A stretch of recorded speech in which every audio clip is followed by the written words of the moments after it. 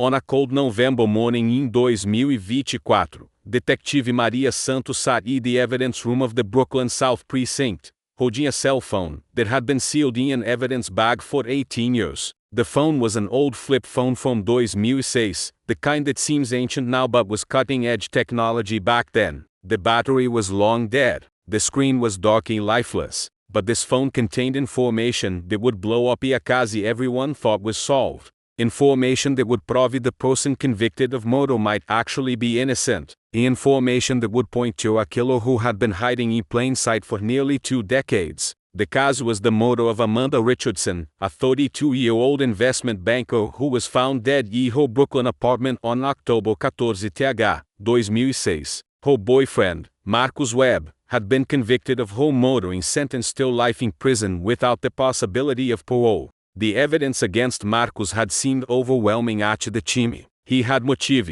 opportunity, and his fingerprints were all over the crime scene. The jury took less than a day to convict him. Justice had been served, or so everyone believed. But the cell phone that Detective Santos held in her hands was about to reveal a twist that would reopen old suspicions. Suspicions that had been dismissed during the original investigation. Suspicions that pointed to someone else entirely. Amanda Richardson dead. Someone who had manipulated the investigation from the very beginning to make sure Marcus Webb took the fall. What Detective Santos discovered when that phone was finally accessed will leave you stunned. How this evidence was overlooked for 18 years will make you question every closed case you have ever heard about. And what happened when the truth finally came out will show you that sometimes the most dangerous criminals are the ones who know exactly how to work the system. This is the true story of how one detective's thorough evidence review found the twist that reopens old suspicions, and how the real killer had been walking free for 18 years while an innocent man rotted in prison.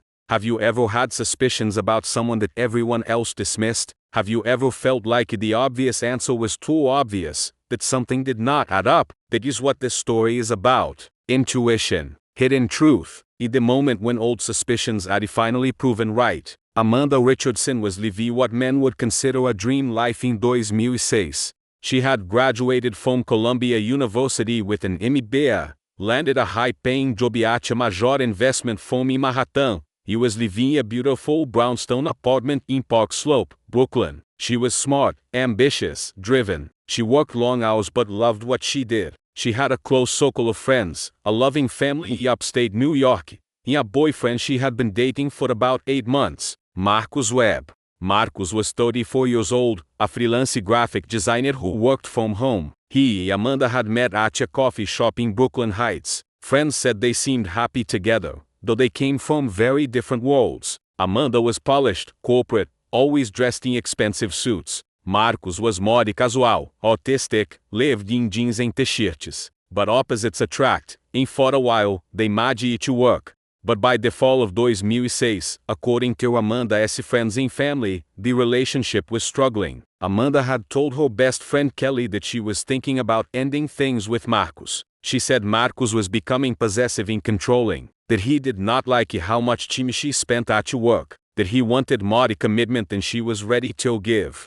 Kelly later told police that Amanda had planned to break up with Marcus after returning from a work trip she had scheduled for late October, but Amanda never made it to that work trip. On the morning of October 14, 2006, Amanda did not show up for an important meeting at her office. Her assistant called her cell phone multiple times with no answer. By noon, concerned, Amanda's boss asked security to do a welfare check. Building security went to her apartment and found the door unlocked. Inside, they found Amanda Richardson dead on her living room floor. She had been strangled with what appeared to be a lamp cord. The apartment showed signs of a struggle. Furniture was knocked over. A vase was shattered on the floor. It appeared Amanda had fought her attacker. The NYPD immediately launched a homicide investigation. The lead detective was Robert Martinez, a veteran investigator with the Brooklyn Homicide Squad. Detective Martinez and his team processed the crime scene carefully. They found fingerprints throughout the apartment belonging to Marcus Webb. Not surprising since he had been Amanda's boyfriend and had spent time there. But they also found Marcus's fingerprints on the lamp cord used to strangle Amanda. And they found evidence that Marcus had been in the apartment the night Amanda was killed. When detectives questioned Marcus Webb, his story seemed suspicious from the start. Marcus said he had been at Amanda's apartment the evening of October 13th. They had dinner together. Around Nini Policial Militar, they had gotten into an argument about their relationship. Amanda had told him she needed space. Marcus said he left the apartment around 9:30, went home to his own apartment in Williamsburg. He said that was the last time he saw Amanda alive. But building security footage told a different story. The video showed Marcus entering Amanda's building at 6:45 Policial Militar on October 13th, but it never showed him leaving that night. The next footage of Marcus was filmed the following morning, October 14th, at 6:15 a.m., showing him exiting the building looking disheveled and upset. When confronted with this discrepancy, Marcus changed his story. He admitted he had stayed the night at Amanda's apartment. He said after their argument, they had reconciled and he had slept on her couch. He said when he woke up around 6 in the morning, Amanda was still asleep in her bedroom, and he left quietly to go to work. He said he had no idea she was dead until police contacted him later that day. But Detective Martinez did not believe him. The timeline did not make sense. The medical examiner estimated Amanda had been killed between midnight and 3 a.m. Marcus admitted he was in the apartment during that window. His fingerprints were on the murder weapon. He had motive, opportunity, and a changing story. And when police searched Marcus's apartment, they found scratches on his arms and neck, consistent with defensive wounds from a struggle. Marcus Webb was arrested on October 16th, 2006, 2 days after Amanda's body was discovered. He was charged with second-degree murder. The prosecution's case was straightforward. Marcus and Amanda had argued. The relationship was ending. Marcus could not accept losing her. Enraged, he strangled her with a lamp cord. Then he staged it to look like he had left earlier and came back in the morning. But the security footage proved he never left. He was there all night. He was the killer. Marcus maintained his innocence throughout the trial. He admitted he had been at the apartment, admitted they had argued, admitted his relationship with Amanda was troubled. But he swore he did not kill her. He said he slept on the couch as he claimed, and Amanda was alive when he left in the morning. He suggested someone else must have entered the apartment after he left and killed Amanda. But he could not explain who or why. He could not explain his fingerprints on the lamp cord. The defense tried to create reasonable doubt. They argued that Marcus's fingerprints could have gotten on the lamp cord innocently. Perhaps he had moved the lamp at some point during one of his many visits to Amanda's apartment. They argued that the scratches on his body could have been from their intimate relationship, not from a violent struggle. They tried to suggest that someone else might have had a key to Amanda's apartment and could have entered after Marcus left. But without evidence of who that someone else might be, the jury was not convinced. After a 3-week trial, the jury deliberated for only 6 hours before returning a verdict of guilty. Marcus Webb was convicted of murdering Amanda Richardson. He was sentenced to life in prison without the possibility of parole. Case closed. Justice served. Amanda's family finally had closure, or so everyone believed. Can you imagine being convicted of a murder you did not commit when all the evidence points to you? When you were at the scene, when your fingerprints are on the weapon, when you cannot prove someone else did it? How would you prove your innocence? What would you do? Leave your thoughts in the comments. For the next 18 years, Marcus Webb sat in Sing Sing Correctional Facility in upstate New York. He filed appeals, all denied. He maintained his innocence to anyone who would listen. He wrote letters to Innocence Projects, to investigative journalists, to anyone who might help. But without new evidence, his claims went nowhere. Marcus Webb was just another inmate claiming innocence, and the criminal justice system had moved on. Amanda Richardson's family tried to move forward.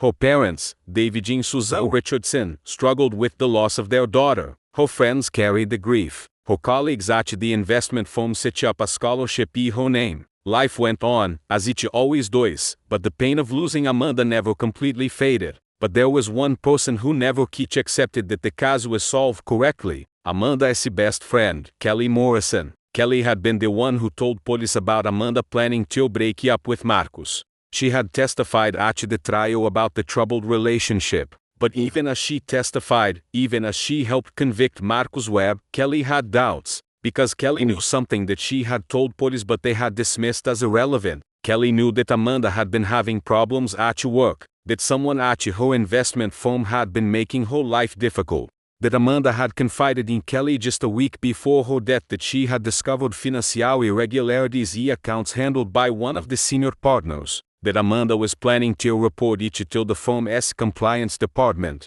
Kelly had told Detective Martinez about this during the investigation, but Martinez had deemed it not relevant till the murder. The obvious suspect was the boyfriend. The evidence pointed to Marcos. There was no reason to dig into Amanda's work life. But Kelly never stopped wondering, what if Amanda's death was not about a relationship gone wrong? What if it was about what she had discovered at work? What if someone had killed her to keep her quiet? Kelly kept these suspicions to herself. She had no evidence. She did not know what the financial irregularities were or who was involved. As years passed, she convinced herself she was wrong, that the jury had made the right decision, that Marcos Webb was guilty, until 2024. Until Kelly saw a news report about the Brooklyn South Precinct conducting a comprehensive review of evidence from old cases as part of a new digital preservation initiative. The report mentioned that detectives were examining physical evidence using modern forensic techniques.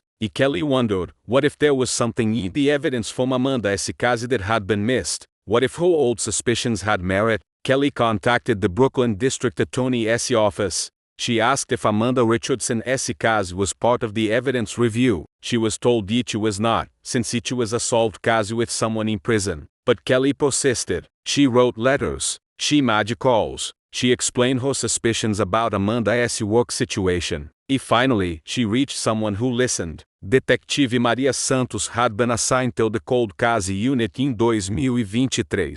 Maria was 45 years old, a 23-year veteran of the NYPD known for her willingness to question closed cases and her belief that every case deserved a second look if there were unanswered questions. When Kelly Morrison's letters crossed Maria's desk, something about them resonated. Maria decided to pull the evidence from the Amanda Richardson case and review each personally. Do you see the power of never giving up, of trusting your instincts even when everyone tells you are wrong? Kelly Morrison spent 18 years with doubts, and finally someone listened. If this story is moving you, hit that like button and subscribe, because what Detective Santos found will change everything. Maria started by reviewing the original case file. She read every report, every witness statement, every piece of evidence. She noticed something interesting. In the evidence log, there was an IT listed as victim's cell phone, recovered from crime scene. The phone had been processed for fingerprints, photographed, and then stored as evidence.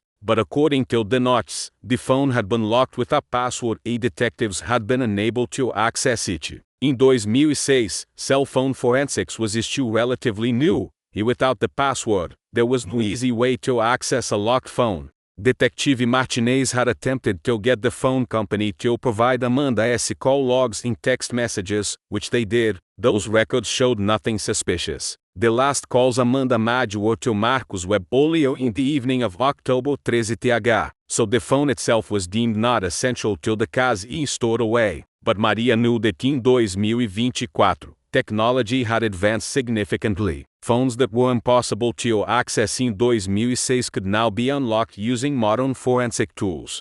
Maria submitted a request to have Amanda Richardson's old cell phone sent to the NYPD's Digital Forensics Lab to see if they could access it now. 3 weeks later, the forensics team called Maria. They had successfully bypassed the phone's lock screen using specialized software. And what they found on that phone was shocking. Text messages that had never been reviewed. Messages that had been deleted but were still recoverable from the phone's memory. Messages that painted a completely different picture of what was happening in Amanda Richardson's life in the days before her death. The recovered text messages were between Amanda and her co-worker, a senior partner at the investment firm named Gregory Ashton. Gregory was 48 years old in 2006, married with 2 children, a respected figure in New York finance. He had been briefly interviewed during the original investigation as part of a standard procedure, but had not been considered a suspect. He had told police he barely knew Amanda beyond their professional relationship, that she was a competent junior analyst, but they did not interact much personally. But the text messages told a very different story. Amanda and Gregory had been having an affair.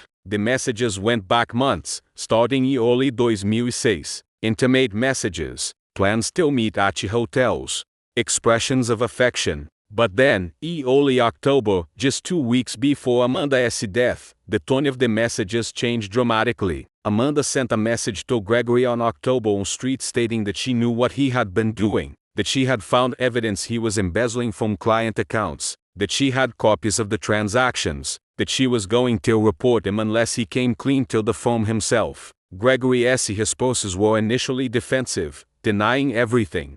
But as the exchange continued over several days, his messages became threatening. He told Amanda that if she reported him, he would destroy her career. He would tell everyone about their affair, including his wife and Amanda's family. He would make sure she never worked in finance again. Amanda's final message to Gregory, sent on October 12 TH 11:30 policial militar, said that she had made up her mind. She was going to report him. She had already scheduled a meeting with the compliance department for October 16 TH. She told Gregory that she was sorry but she could not let him continue stealing from clients, that each was wrong and she had to do the right thing. Gregory's response, sent at 11:57 policial militar on October 12 TH, was chilling. You are making the biggest mistake of your life. This will not end well for you. Less than 24 hours later, Amanda Richardson was dead.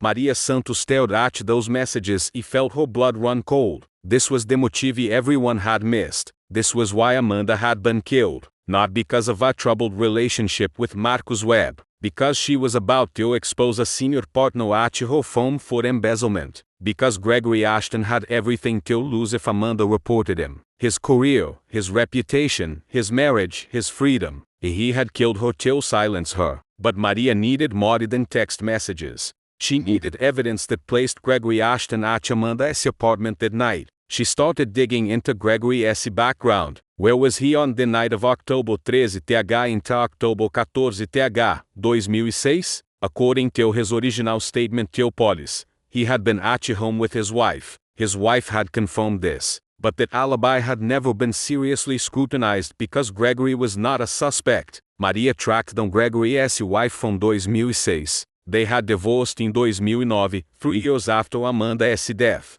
Maria contacted the ex-wife, whose name was Patricia Ashton. When Maria explained she was investigating the Amanda Richardson case and had questions about Gregory's whereabouts that night, Patricia went silent for a long moment. Then she said something that stunned Maria. Patricia said Gregory had not been home the night of October 13 TH, that he had come home around 4:30 in the morning on October 14 TH, which was unusual, that he told her he had been working late at the office preparing for a client meeting. Patricia had not thought much of it at the time. Gregory often worked late. But then, when police interviewed them a few days later as part of the investigation into Amanda's death, Gregory told Patricia to say he had been home all night. He said it would look bad if people knew he had been out late, that it might raise questions since Amanda was his co-worker. Patricia had gone along with it. She trusted her husband. She hadn't reason to think he was involved in anything sinister.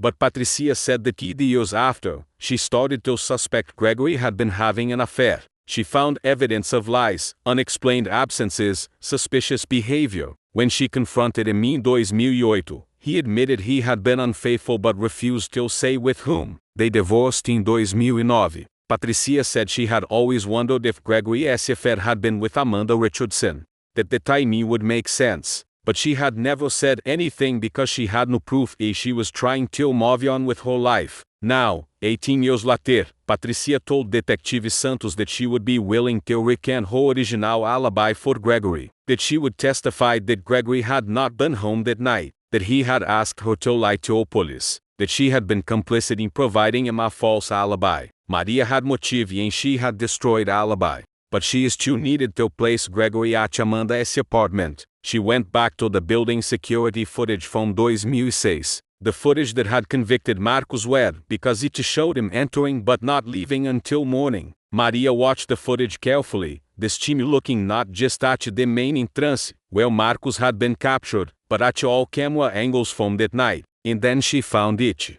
At 12:37 a.m. on October 14 TH, a man entered the building through the service entrance in the back. an entrance used by maintenance staff and residents who wanted to avoid the main lobby. The camera angle was poor and Dimas' face was partially obscured by a hat in the collar of his coat, but Maria could make out his general building height. She compared it to photos of Gregory Ashton from 2006. The man in the footage could absolutely be Gregory, but Maria needed confirmation. She submitted the footage to the NYPD's Video Analysis Unit, using modern enhancement technology that did not exist in 2006. The analysts worked on the footage for 2 weeks. They were able to enhance the image enough to make out more details. In one detail sealed it. The man in the footage was wearing a distinctive watch, a luxury watch with a unique band. Maria pulled photos from Gregory Ashton's social media from 2006. In several photos, Gregory was wearing the exact same watch. Maria now had everything she needed. Motive from the text messages, destroyed alibi from the ex-wife, video evidence placing Gregory at the building at the time of the murder. She presented her findings to the Brooklyn District Attorney. After reviewing everything, the DA agreed there was enough evidence to warrant reopening the case and investigating Gregory Ashton as a suspect. On December 2, 2024, Gregory Ashton was arrested at his home in Manhattan. He was now 66 years old, long retired from the investment firm, the V of wealth he had accumulated over his career. Some of that wealth, investigators would later determine, had come from the embezzlement Amanda Richardson had discovered. When detectives arrested Gregory and told him he was being charged with the murder of Amanda Richardson, Gregory's face went pale. He asked for a lawyer and refused to answer any questions. But prosecutors did not need a confession. They had the text messages showing motive and threats. They had Patricia's testimony that Gregory had lied about his alibi and asked her to lie for him. They had enhanced video footage placing him at the building at the time of the murder. And when forensic accountants reviewed the firm's records from 2006, they found exactly what Amanda had found. Evidence that Gregory Ashton had been systematically embezzling from client accounts for years. By the time Amanda discovered it, he had stolen over $3 million. The case against Gregory Ashton was presented to a grand jury. The grand jury indicted him on charges of second-degree murder, embezzlement, and obstruction of justice. The Brooklyn District Attorney also filed a motion to vacate Marcus Webb's conviction. With the new evidence pointing conclusively to Gregory Ashton, it was clear that Marcus had been wrongfully convicted. On January 15, 2025, after spending 18 years, 3 months, and 1 day in prison for a murder he did not commit, Marcus Webb walked out of Sing Sing, Fremont. He was 52 years old. He had entered prison at 34, a young man trying to build a career as a graphic designer. He was leaving at 52, having lost nearly 2 decades of his life to a wrongful conviction. Marcus' release was covered extensively by New York media. He stood outside the prison, surrounded by his lawyers and supporters, and spoke about his experience. He said he had never given up hope that the truth would come out, that he had known he was innocent, that he had spent 18 years trying to prove it.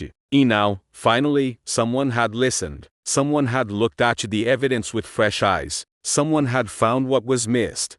Can you imagine the relief Marcus must have felt, but also the rage? 18 years stolen because detectives focused on the obvious suspect and missed the real killer. How do you process it? What would you feel? Shed your thoughts below. Kelly Morrison, Amanda's best friend who had never stopped having suspicions, was contacted by Detective Santos. Kelly broke down crying when she learned that her instincts had been right all along. That Amanda had been killed because of what she discovered at work. That if the original investigation had taken her information about Amanda's work problems more seriously, maybe Gregory would have been caught 18 years ago. Maybe Marcus would never have gone to prison. Kelly said she would carry that guilt for the rest of her life. But Detective Santos told Kelly something important.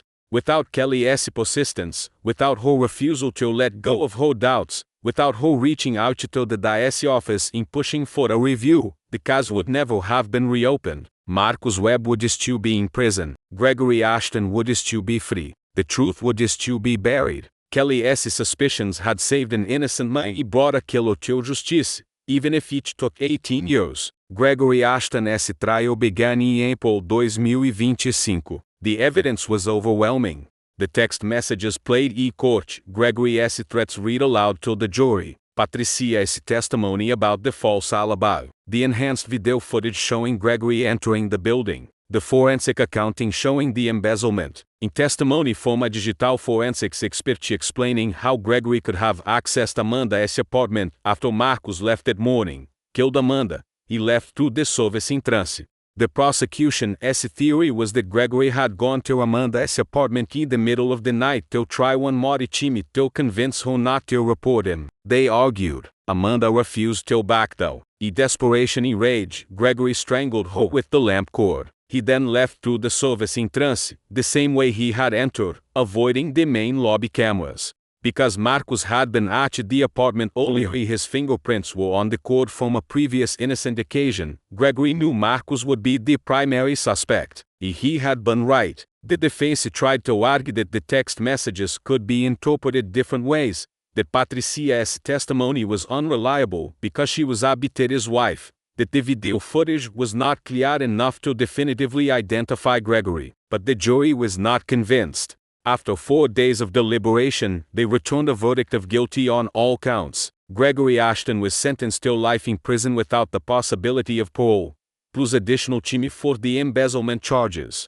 Amanda Richardson's parents, David and Susan, attended every day of the trial. When the verdict was read, Susan broke down sobbing. She told reporters afterward that for 18 years they had believed they had justice for their daughter, but now they knew they had been wrong. The man who killed Amanda had been free all the time while an innocent man suffered. But at least now, finally, the truth was known. The real killer was behind bars, and Marcos Webb was free. Marcos Webb filed a wrongful conviction lawsuit against the city of New York in the NYPD. The lawsuit argued that the original investigation had been incomplete, that Detective Martinez had focused too quickly on Marcos. He failed to properly investigate other possibilities, including the information Kelly Morrison had provided about Amanda's work problems. The case was settled in late 2025 for a substantial but undisclosed amount. While no amount of money could give Marcos back 18 years, the settlement provided financial security and acknowledgement that a terrible injustice had occurred.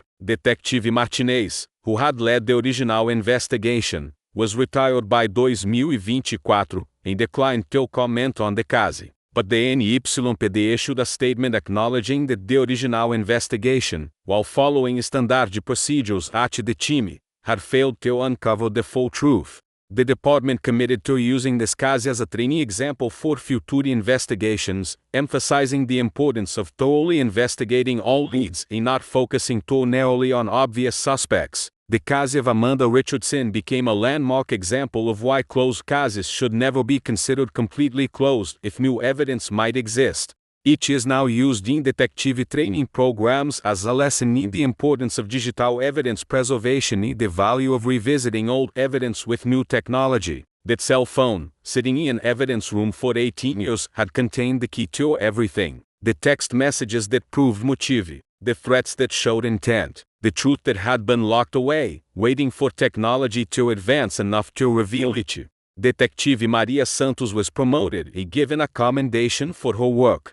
But when interviewed, Maria said the real credit belonged to Kelly Morrison for never letting go of her suspicions until the forensic analysts who were able to access a phone that had been locked for 18 years. Maria said her role was simply to listen when someone said something did not feel right, and to follow the evidence wherever it led. So that is the story. That is what happened when the case solved in 2006 in New York was reopened because unboxing evidence found the twist that reopened old suspicions. A cell phone that could not be accessed in 2006 but could be unlocked in 2024. Text messages that revealed an affair, embezzlement, and murder threats. A false alibi that held for 18 years until his wife finally told the truth. The old suspicions from a best friend who never stopped wondering if the obvious answer was too obvious.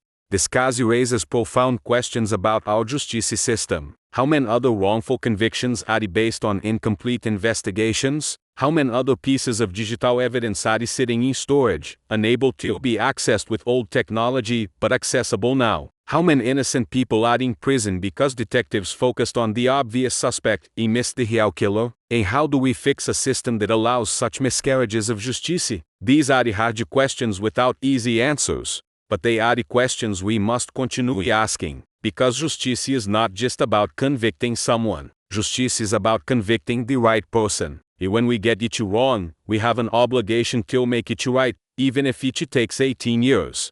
What do you think about this case? Should Kelly Morrison feel guilty for not pushing harder sooner? Or should she be praised for never completely letting go of her doubts? What about Detective Martinez focusing on Marcus Webb? Was that good detective work following the evidence, or was it tunnel vision? And what about Gregory Ashton living free for 18 years? How does a person live with that guilt? I want to hear your thoughts. The comment section is open. I read every comment. This is the kind of case that should make us all think about how investigations are conducted and how easily the wrong person can be convicted when the obvious answer seems so clear. If this story opened your eyes to the problems with rushing to convict the obvious suspect, if it showed you the importance of preserving digital evidence and using new technology to revisit old cases, please hit that like button. It helps more people discover these important true stories. Subscribe to this channel because I am committed to bringing you cases where new technology changed everything. Cases where old suspicions were finally proven right. Cases where wrongful convictions were corrected. And cases that teach us to never assume a closed case is really closed. Share this video with someone who loves true crime or works in criminal justice. This story needs to be told because it shows how easily justice can go wrong and how persistence in new technology can make it right. In my next video, I will tell you about another case where locked digital evidence finally revealed the truth. But in that case, the evidence came from a smartwatch that tracked every movement the killer made. You will not believe how it all came together. Thank you for watching till the end. Amanda Richardson deserved justice and she finally got it. Marcus Webb deserved freedom and he finally got it. And Gregory Ashton is finally facing consequences, even though he evaded them for 18 years. The truth matters. New technology matters. A listening to your old suspicions matters. Because sometimes the obvious answer is wrong. Sometimes the real killer is hiding in plain sight. And sometimes it takes 18 years and a locked cell phone to finally reveal what really happened. That is the power of never giving up on the truth. Thank you for being it. I will see you in the next one.